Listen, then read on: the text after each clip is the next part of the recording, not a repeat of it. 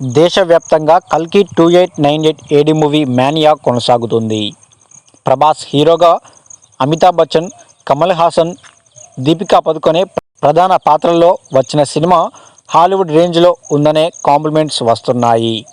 ఈ క్రమంలోనే Telugu industry international reach అయిందని మురిసిపోతున్నారు సినీ లవర్స్.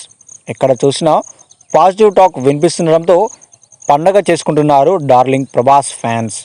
ఇక ఇప్పటికే సెలబ్రిటీలు సినిమాను చూసి ఎంజాయ్ చేస్తుండగా దర్శక ధీరుడు రాజమౌళి తన ఒపీనియన్ చెప్తూ ఒక స్పెషల్ పోస్ట్ పెట్టాడు.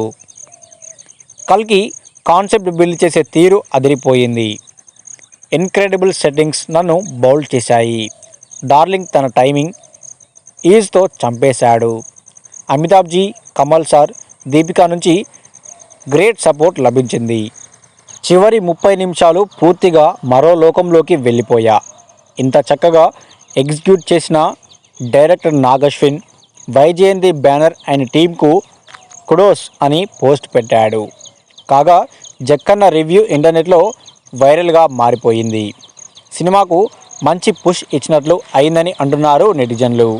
అయితే డైరెక్టర్ రాజమౌళి గారు చేసినటువంటి ఈ పోస్ట్ ప్రస్తుతం సోషల్ మీడియాలో వైరల్గా మారుతోంది.